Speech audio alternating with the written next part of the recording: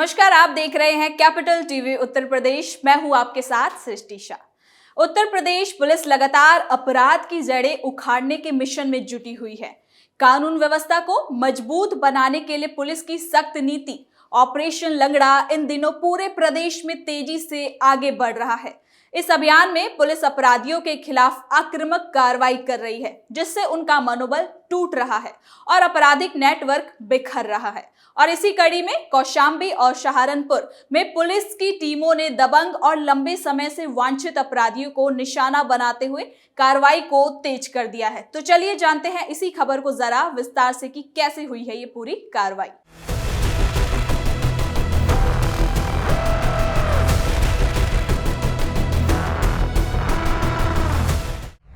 अपराधियों में एनकाउंटर का खौफ। कौशाम्बी सहारनपुर में अपराधियों पर एक्शन। अपराध के नेटवर्क को तोड़ने के लिए यूपी पुलिस बड़ी सतर्कता से अपने मिशन ऑपरेशन लंगड़ा को अंजाम दे रही है। इसी कड़ी में कौशाम्बी और सहारनपुर दोनों जिले में हुए इस एनकाउंटर से अपराधियों में सनसनी मच गई है कि अब यूपी में अपराध फैलाने वालों के लिए कोई ढिलाई और लापरवाही नहीं बरती जाएगी। पुलिस ने न केवल आरोपियों को पकड़ने में सफलता पाई, बल्कि कई मामलों में उनके इरादों को मौके पर ही ध्वस्त कर दिया। कौशाम्बी में बदमाशों की गतिविधियों पर लंबे समय से नजर रखी जा रही थी। जैसे ही वो किसी घटना को अंजाम देने की फिराक में थे, पुलिस ने घेराबंदी कर जवाबी कार्रवाई की। तो वहीं सहारनपुर में गैंग से जुड़े अपराधियों पर शिकंजा कसने के लिए पुलिस पहले से ही अलर्ट मोड पर थी। मुठभेड़ के दौरान अपराधियों को भागने का कोई मौका नहीं मिला और पुलिस का ऑपरेशन सफल रहा। इन लगातार हो रही कार्रवाइयों का असर ये दिखाता है कि प्रदेश में अपराधियों में अब खौफ बना है, जबकि आम लोगों का भरोसा कानून व्यवस्था पर और ज्यादा मजबूत हुआ है। पुलिस की नीति बिल्कुल साफ है कि यूपी में संगठित अपराध, दबंगई और गैंगस्टर मानसिकता के लिए अब कोई जगह नहीं बची। ऑपरेशन लंगड़ा के जरिए यूपी पुलिस जिस तरह पूरी मजबूती से कार्रवाई कर रही है, वो प्रदेश में सुरक्षित माहौल बनाने की दिशा में एक बड़ा कदम साबित हो रहा है। आपको बता दें कि यूपी में अपराध के खिलाफ पुलिस का ताबड़तोड़ एक्शन जारी है। कौशाम्बी और सहारनपुर जिले में दो अलग अलग मुठभेड़ में 4 बदमाश पुलिस के हत्थे चढ़े हैं। पहले बात करते हैं कौशाम्बी की, जहां जिले में पुलिस और गौ तस्करों के बीच देर रात मुठभेड़ हो गई। इस दौरान 2 गौ तस्कर के पैर में गोली लग गई, जबकि एक आरोपी को कॉम्बिंग के दौरान दबोच लिया गया। आपको बता दें कि ये वही तस्कर बताए जा रहे हैं जिनके बारे में रविवार सुबह एक गांव के पास मिले जानवरों के कुछ अवशेष के बाद पुलिस ने सुराग मिला था। करारी थाना क्षेत्र के एक गांव में रविवार सुबह करीब 5-6 संगित गौवंश के अवशेष मिलने से हड़कंप मच गया था, जिसके बाद पुलिस ने मौके से सैंपल उठाकर जांच के लिए भेजा और मामले की तफ्तीश शुरू कर दी। इसी बीच रात करीब 10 बजे मुखबिर की सूचना मिलने के बाद घटना को अंजाम देने वाले आरोपी हिसामपुर नहर पुलिया के पास मौजूद है। सूचना पर पुलिस की टीम ने इलाके की घेराबंदी कर दबिश की। अपने आप को घिरता देख तस्करों ने पुलिस पर फायरिंग शुरू कर दी और जवाबी कार्रवाई में 2 आरोपियों के पैर में गोली लग गई, जबकि तीसरे को पुलिस ने कॉम्बिंग के दौरान पकड़ा है। तो वहीं घायल आरोपियों ने बाद में अपना नाम बताया है और उसके बाद दोनों को इलाज के लिए मेडिकल कॉलेज में भर्ती कराया गया है। तो वहीं तीसरे आरोपी की पहचान नायाब के रूप में हुई है, जिसे पुलिस हिरासत में लेकर पूछताछ कर रही है। पुलिस पूरे गैंग की गतिविधियों और सप्लाई नेटवर्क की जांच कर रही है। मुठभेड़ के दौरान मौके से बरामद हथियार और अन्य सामान भी कब्जे में लिए जा चुके हैं। फिलहाल घायल अस्पताल में इलाज करवा रहा है और पुलिस पूरे मामले की गहराई से जांच कर रही है। ये तो था कौशाम्बी का एनकाउंटर। अब जानते हैं सहारनपुर के बारे में।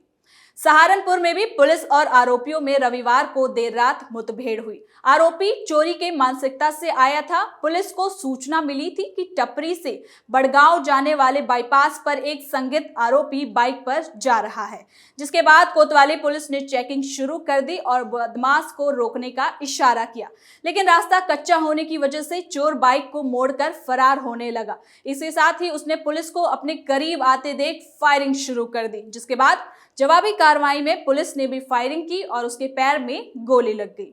घायल बदमाश की पहचान तालिब उर्फ मंडाके के रूप में हुई है। शेखपुरा कदीम थाना देहात कोतवाली के रूप में हुई। पकड़े गए आरोपी के कब्जे से तमंचा, एक खोखा, 3 जिंदा कारतूस, 2000 नगद और एक बाइक भी बरामद हुई है। एसपी सिटी ने बताया कि आरोपी चोरी के मुकदमे से फरार चल रहा था। उसके खिलाफ थाना देहात कोतवाली समेत कई थानों में चोरी, गैंगस्टर और आर्म्स एक्ट जैसे गंभीर मामले दर्ज है। घायल बदमाश को अस्पताल में इलाज के लिए भर्ती करा दिया गया है, जहां उसका इलाज अभी भी चल रहा है। 2 जिले में हुई इस कार्रवाई ने जनता के बीच एक अच्छा संदेश भेजा है कि सरकार किसी भी बड़े या छोटे मामलों को टालने के मूड में बिल्कुल नहीं है। अब जानते हैं कि इन एनकाउंटर एक्शन से जनता के बीच में आखिर क्या संदेश जा रहा है, क्योंकि आपको बता दें कि विपक्ष यानी कि समाजवादी पार्टी ये सवाल उठाती है कि इससे जनता के बीच में कहीं ना कहीं नकारात्मक संदेश जा रहा है, लेकिन शायद ऐसा नहीं है, क्योंकि सूबे के सीएम मुख्यमंत्री योगी आदित्यनाथ ने अक्टूबर 2025 में कहा था कि 20 मार्च 2017 से 18 अक्टूबर 2025 तक 15,000 से अधिक पुलिस मुठभेड़ में 257 कुख्यात अपराधी मारे गए और 10,000 से ज्यादा अधिक घायल हुए हैं। उन्होंने ये भी कहा कि उत्तर प्रदेश की धरती पर माफिया राज को समाप्त कर कानून का राज स्थापित किया जा रहा है। इसके साथ ही उन्होंने साइबर अपराध का जिक्र करते हुए भी ये बताया कि साइबर हेल्पलाइन 1930 के जरिए साइबर अपराध नियंत्रण में खास सफलता भी देखने को मिली है। अब हेल्पलाइन की कॉल हैंडलिंग क्षमता 40,000 से बढ़कर 1.70 लाख कॉल हर रोज कर दी गई है। आखिर में योगी आदित्यनाथ ने यह भी कहा कि उत्तर प्रदेश पुलिस ने कानून व्यवस्था को नई दिशा दी है। आज प्रदेश में त्योहार, धार्मिक यात्राओं और राजनीतिक कार्यक्रमों का शांतिपूर्ण आयोजन उत्तर प्रदेश पुलिस की प्रतिबद्धता का प्रमाण है। इसके साथ ही लगातार हो रही कार्रवाई इस बात का भी सबूत है कि उत्तर प्रदेश तेजी से बदलाव की ओर बढ़ रहा है। पहले जहां अपराधी बेखौफ होकर घटनाओं को अंजाम देते थे, तो वहीं अब पुलिस की सख्त कार्यशैली और लगातार चल रहे ऑपरेशन ने उनकी कमर को तोड़ दिया है। प्रदेश में अपराध दर में गिरावट इस बात का और पुख्यात सबूत है कि कानून व्यवस्था मजबूत हुई है और प्रशासन की रणनीति जमीन पर असर दिखा रही है। सरकार की सख्त नीतियों और पुलिस की तत्परता ने अपराध जगत के कई मजबूत गिरोह को कमजोर किया है। छोटे बड़े अपराधी अब पहले की तरह खुलेआम घूमते नजर नहीं आते। वो डरते हैं, कतराते हैं, क्योंकि उन्हें पता है कि किसी भी वक्त पुलिस की जवाबी कार्रवाई उनका खेल खत्म कर सकती है। यही वजह है कि अब सिर्फ आम जनता ही नहीं बल्कि विपक्ष भी कानून व्यवस्था में आए इस खास परिवर्तन को स्वीकार करने के लिए मजबूर है।